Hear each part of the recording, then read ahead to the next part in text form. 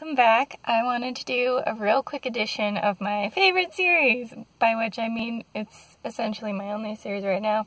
And also this time we're doing a little bit of a play on it compared to what I normally do, because the series is normally books with the same title. However, in this case, the question is actually, do I like books with the same author? So obviously I've read books by the same author. I have my whole Diana Wynne Jones reread project that I'm doing, and if I'm rereading her books, I clearly liked her books, and that's more than one book by the same author. So clearly the question is silly. But in this case, we actually have two separate people with the same name. So that's the conceit of this whole thing. And it was an adventure of one. So where this one actually started is, if you saw previous TBRs and things, I talked about the Drowning Girl book, which I no longer still have because I had to return it to the library, and I did not finish reading it either, which is in my TBR spreadsheet, if you can find that on one of my TBR videos, and you can see that I tracked it that way. However, when I saw that author, I saw some other authors with very similar names. The name being Caitlin Kiernan, I think is how you pronounce it.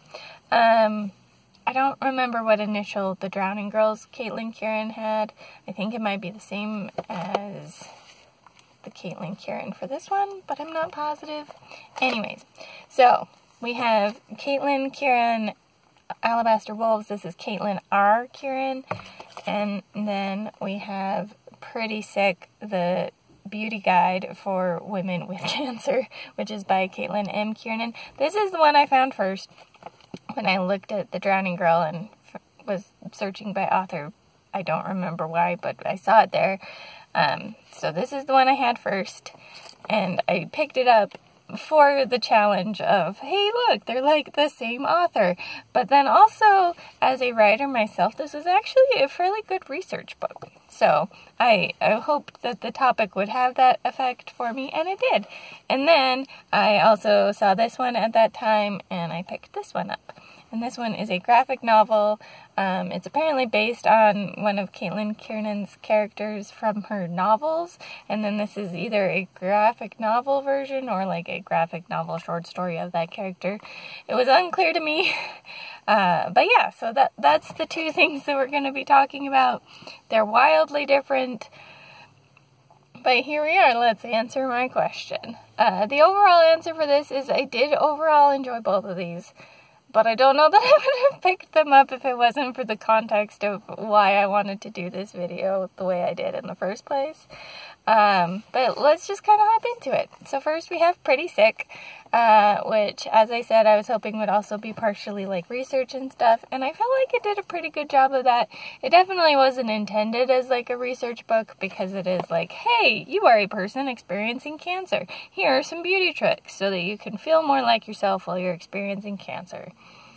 So, you know, more like how-to guide and self-help than like research about experiencing cancer and stuff. But the author did give anecdotes throughout about her time having cancer and other people's experiences with cancer, so there was some of that. And just some of the things that they talked about too. Like, for example, I knew there's like hair loss from the chemo and the radiation and stuff. I did not, however, know that that can apply to your eyelashes and your eyebrows. I thought it was just this hair, because I thought I'd heard somewhere that the eyebrows and the eyelashes grow slower, so they're not impacted by it, but apparently that's not always the case. So, you know, there were fun little tidbits like that I picked up on it. It talked about a bunch of different like scar types that can happen from the surgeries and things, which also, again, kind of useful as like research as a writer. If I ever want to talk about scars, something like that would be useful to have different names for scars than just saying a scar this way, a scar that way, that kind of a thing. So yeah, but yeah, again, not a super relevant book to me. I'm not currently experiencing cancer. I don't know anyone currently living through cancer. But I thought it was a nice reference, and I liked the way it talked about things and trying to keep you're feeling like yourself, you know, through all these beauty tips and stuff. And it was a really nice book that way. So if you're looking for that kind of self-help, there's that as an option. And then we've got this graphic novel, which also, to be fair, not only did I pick it up because of the author thing that I'm doing with this video, but it does say wolves on it, and I'm a wolf girl, and I have been since I was young. Yeah.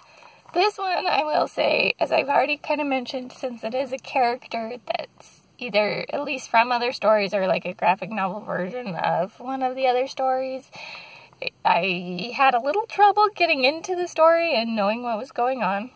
I was a little confused by some of the plotting, which maybe is because it is kind of a sequel, and maybe it's just I didn't quite connect with the story. I don't know. Also, this was, to not be too punny about it, a little bit graphic for me in some cases. Just that the violence and things I wasn't quite expecting in it. I don't think I'd actually read like a review or the back of the book type of blurb about it or anything, so I didn't actually know what it was about, but it was definitely darker than I was expecting, despite the fact that, you know, it does have like creepy ghosts type stuff on the cover, so I probably should have expected a little bit darker of a story.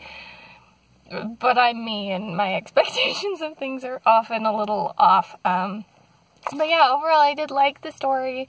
I thought it was interesting. I like the concept of this girl who's kind of haunted by an angel who's telling her what to do, and she's kind of on a mission from God to weed out evil and stuff. And so yeah, it was an interesting story. I kind of want to go pick up the books and see if I like those better, and or if I understand what's going on in them a little better than the graphic novel, since you do get a little more exposition and those kinds of things usually.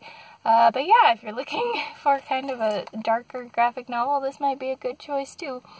But yeah, so I just wanted to do this because I had this plot plan for this video for so long, and I was like, I'm just gonna do it because I've got it. I finished the books, we're gonna do it.